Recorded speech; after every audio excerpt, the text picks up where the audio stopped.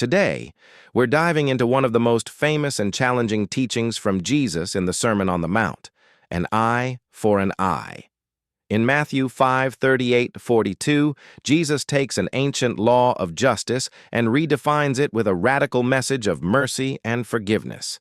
Let's unpack what he's saying here and look at how this teaching challenges us to respond to conflict in a completely new way.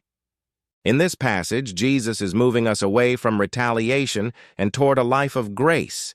Let's see what he says and how his message is reflected in other parts of the New Testament. Jesus begins by quoting an Old Testament law. "You have heard that it was said, eye for eye and tooth for tooth." Matthew 5:38.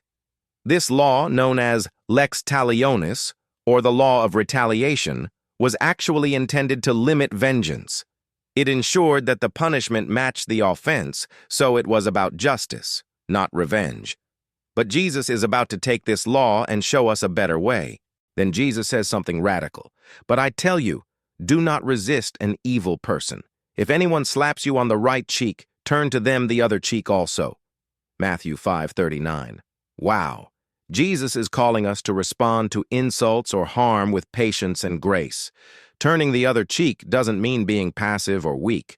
It's a powerful choice to reject retaliation and instead respond with love. He's inviting us to rise above revenge and model God's mercy. In Romans 12:19, Paul reminds us to leave room for God's wrath and not take revenge. Jesus' call here is about trusting God's justice and letting go of our desire to retaliate. Jesus continues, giving more examples of radical generosity and forgiveness. If anyone wants to sue you and take your shirt, hand over your coat as well. If anyone forces you to go 1 mile, go with them 2 miles. Matthew 5:40-41. These examples might sound strange to us, but in Jesus' time, a coat was a valuable possession, and going the extra mile often meant enduring forced labor by occupying soldiers. Jesus is saying that instead of resisting or retaliating, we should show unexpected generosity, even to those who wrong us. Peter reinforces this message in 1 Peter 3:9. "Do not repay evil with evil or insult with insult. On the contrary, repay evil with blessing," urging believers to repay evil with blessing.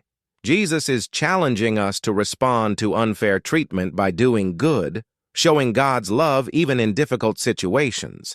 Finally, Jesus says, "Give to the one who asks you, and do not turn away from the one who wants to borrow from you." Matthew 5:42. This is all about generosity, even when it might not feel deserved. Jesus is calling us to live with open hands and hearts, showing kindness and generosity, not just to those we love, but even to those who may have wronged us. In Luke 6:35, Jesus says to love our enemies and lend without expecting anything in return. This teaching reinforces the idea that true generosity and love go beyond what's easy or expected. So what does this teaching mean for us today? Jesus is calling us to a life that transcends the cycle of revenge and retaliation. Instead of returning harm with harm, he challenges us to respond with love, generosity, and forgiveness. It's a radical way to live, but it's also a way to reflect God's love in a world that desperately needs it.